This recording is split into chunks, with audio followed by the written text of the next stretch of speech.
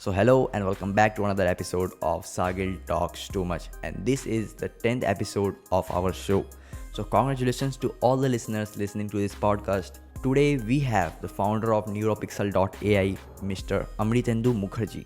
In this episode, we will be exploring the roots of artificial intelligence and getting more specific, we will be exploring generative AI. So, without any further delay, let's start the video. I'm the co-founder and the CTO of Neuropixel.ai Labs. Um, Before that, a little bit of my background. So I did my PhD from IISc Bangalore in the area of statistical learning theory and probability theory, and theoretical machine learning in the area of computer vision and image processing primarily. Uh, I also serve as a guest faculty at IISc, where I primarily teach decision models and deep neural networks. Previously, I worked initially in consulting. I was with PricewaterhouseCoopers as a senior consultant. Then was with software R&D organizations. So I was with Lexmark Software R&D Lab, and my last stint was with Intel Habana AI Labs. Me and Arvind, my co-founder Arvind Nair, we started Neuropixel around 2.5 years back. And 2021 Jan, actually, we have started. Arvind comes from the business side of things, so he did his master's from ISB. He was also initially in consulting, the initial days in KPMG and Deloitte, but later after post MBA from ISB, he moved to fashion e-commerce. He was initially for some days with Decathlon and then Myntra in growth and strategy. So Okay. then when we started working on it, so we thought of looking to an area which is in the intersection of kind of both of our backgrounds, right? Okay. So we decided to work on like AI/ML, computer vision one side, and another is fashion e-commerce, right? And we took into the problem which is not solved yet, but in the kind of we thought our hypothesis was that it's going to be more interesting in future, right? So we started working on generative network. So we do many things primarily in the space of in generative AI, which you all know now. Uh, so, and of course, in this intersection, so primarily we generate synthetic human beings, we modify their attributes, kind of. I'll talk about that more, and also we put apparels onto them. Yeah, that's what we do. Okay. So, how did you get the idea of Neuropixel.ai?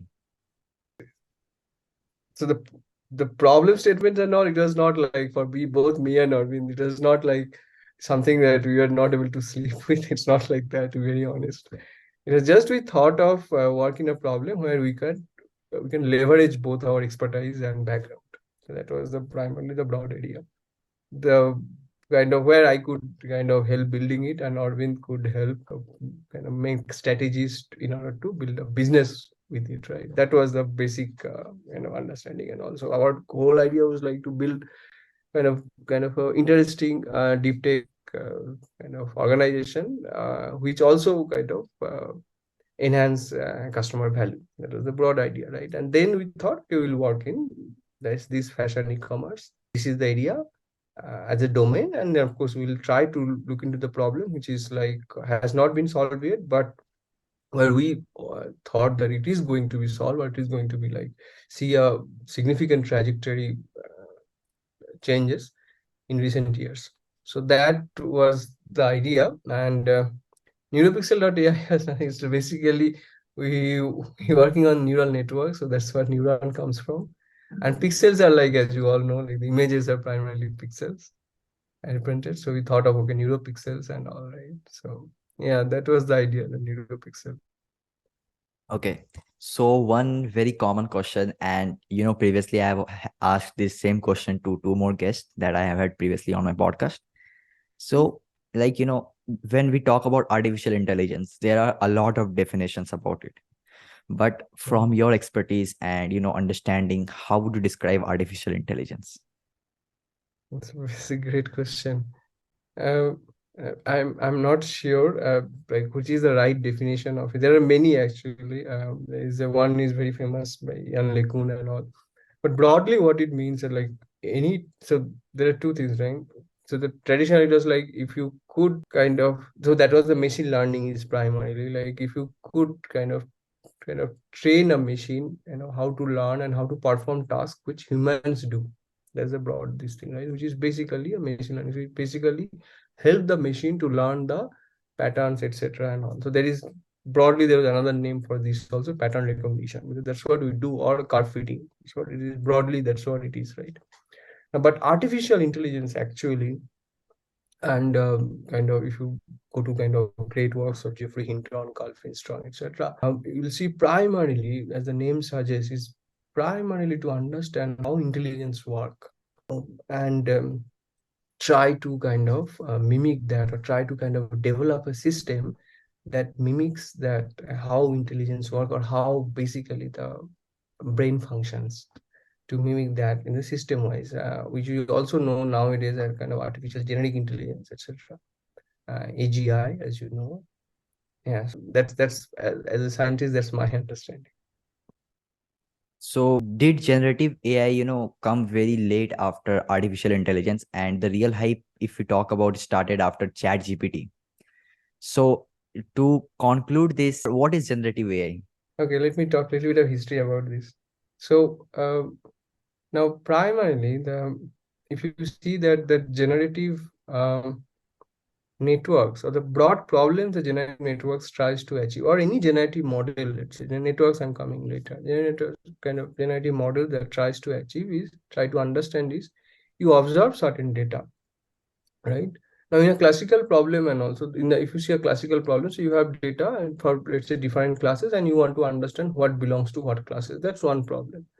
In a regression problem and all, you have certain data, then you want to predict that what would be the next data point, right?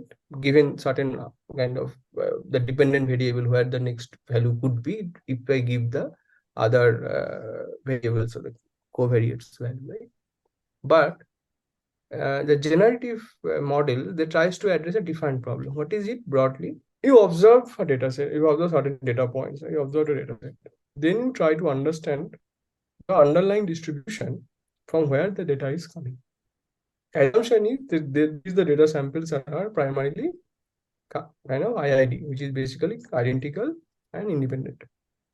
So these are all IIDs and all, and they're coming from like some distribution, and you want to estimate, primarily understand what is the distribution, basically estimate the distribution. That is first problem. And the second problem is, then you want to sample from the distribution, right? These are the two things which generative models tries to achieve. Now there are like, it has its own path, of course, like any other problem. It's not kind of very new, and also like it's primarily the traditional approaches we call it Gaussian mixture model. It's basically any distribution you can kind of think of a combination of Gaussian mixture and all. And then Gaussian mixture and all, basically then you all have parameters, because all the Gaussian kind of distribution can be expressed in terms of mu and sigma. So basically you have a set of mu's and then a set of sigmas. And of course you have a Gaussian mixture distribution. Let's say a particular particular distribution, which is the hidden distribution. And then you try to estimate those parameters, primarily those mean, and then variances and their covariances. Basically we call it variance covariance matrix, right? That you try to estimate from the data and all, right? Now, the one problem is that is primarily the data that you observe is very high dimensional. For example, if I'm talking about 1024 plus 1024 image, one image, so the dimension space is actually 1024 square, or like 2 to the power 20. That kind of data, this thing which we are talking about, right? So it is huge, right? Now it's very difficult to kind of correctly estimate those parameters. Right? That's where the Gaussian mixture model, and you have to know the right combinations also. Like you have to, there are certain things like you have to understand how many of Gaussian models that you will consider, etc. Then there was autoencoders, as you know, and then a modification of the variation autoencoder, which kind of solves this problem, because basically the idea is like you have a distribution, then you have an encoder, you have a lattice space, and then from the lattice space you again try to generate it, and then you try to minimize the kind of the losses of the kind of between what you generate and what was the input and all. And of course there is a variations in the latent space. That's where the variation autoencoder name comes from. There's a variation distribution. Now, this actually kind of helps you to get a hold on the problem what we call is basically you change one variables, then you expect the other variables would not be changed. But this you can achieve it by designing or by kind of mentioning the latent distribution. So you can assume the latent distribution to be a kind of a of follow certain distribution, right? And you can assume that all the kind of these basically all the diagonals are only exist and all the in the variance covariance matrix, and all the other values are does not like is zero. So that means basically there is no covariance exist between the dimensions of the latent space. Yeah, that's a little bit of history on this. So we started with GAN. We have also kind of in our stack what we are working on is primarily based on GAN and variation autoencoder also, because V also gives you a little bit of um, I mean, slightly better control on the latent space, as because of the reason that I just explained. And now we are also kind of strongly exploring stable diffusion stack as well. Yeah. So just, talking about how did you learn all these things, and if somebody else, who wants to get into the field of artificial intelligence, someone who is new Yeah. to this field and watching this video, what would you recommend him? Like, from where can he get started? Yeah. So I think my co-founder has a very beautiful answer to it, and I could not agree more with him. Um, it's primarily what Arvind says is always is the first thing which is most important is curiosity.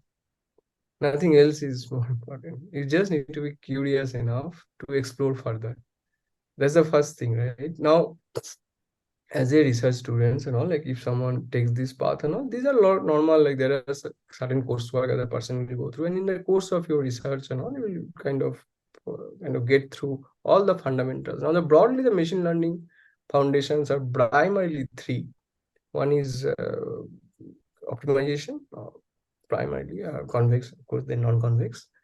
And one is probability, and little bit of statistical learning theory also helps. Uh, that's all, right? Of course, then optimization, then there is foundation in the real analysis, then the probability, of course. So those things are there, but this is broadly it is, and then these are the foundations, right? These are the mathematical foundations. But again, so the curiosity and attitude, this is the true major thing, which is very important, right? And there's very this famous saying, right, that common sense is not so common. So, and it's primarily all the common sense, right? I mean, you can think about it, right? You are trying to get a, we would all talk about optimizations and all. It's primarily trying, you are kind of coming down the hill and you try to go to the lowest point of it. That's broadly it is. But the only difference is it's not like very simple three-dimensional. It is like it's 1024's cross 1024 dimension. But again, like the curiosity is the most important thing, and attitude. Everything else will follow. Okay. So for you, someone who is working in the field of artificial intelligence, it's a very trending field. There is always something new coming, so you have to stay updated with the things, and there are a lot of work. How do you manage it? I don't know. I recently came across a term. I think it is. I first of all, I mean, I don't know whether this is work-life balance and all. And I always have this debate with again my co-founder Arvind. We're very close. We're great friends also. So sometimes we always debate this like work-life balance. It's primarily, I mean, to me, there is. I mean, I'm okay and very flexible and all. I don't see as a work-life balance. Primarily, there is another term called work-life harmony, which would be better, I believe. Because like sometimes when you think and all, and I mean, I think it all happens with all the researchers. We basically eat, drink, sleep with the problem, and sometimes you just come, and you just do work, and sometimes maybe in the middle of the day and all, you feel like you need a break and all, which is absolutely fine. It's all matters with the end of the output and all. I mean, as long as you are output driven, as long as you are goal driven, it should be fine. Okay, so my final question to you would be, you know, today we are talking about artificial intelligence, generative AI, and all these trends. But 5 years from now or 10 years from now, where do you see artificial intelligence? And what will be the trend at that moment? None of us, to be very honest, none of us know. But I hope we would make some progress in three, four things, which I wish, I mean, I primarily look into like in the research work. One is definitely in the artificial generic intelligence, AGI and all. There is some work called active inferences and all by Carl Fitzgerald, and I'd like to see some development that, I mean, I'm very sure there will be some work. There are some work in maybe in the neuromorphing area, right? Like true understanding how brain functions and all, and then maybe kind of trying to replicate that, and some strong improvement there. Significant work in explainability, because AI is not very good in terms of explainability and all, where the statistical learning theory, traditional statistical learning theory is very helpful. And mm, definitely in ethics and bias, love to see more kind of stringent measured in terms of ethics and bias. Now in AGI and all, like my kind of this thing, we'll have kind of, we might not need this unnecessarily large kind of architecture, and basically which consumes a huge amount of compute and data, and thus basically have a significant carbon footprint. It might not be great for humanity. We might require smaller models which serves the kind of job properly and beautifully and diligently, and yeah, and more kind of a data driven development rather than maybe the architecture driven. Okay. Yeah, So thank you so much, sir, for your amazing time that you have given today. I hope that no the problem. audience is going to learn a lot of things from this video.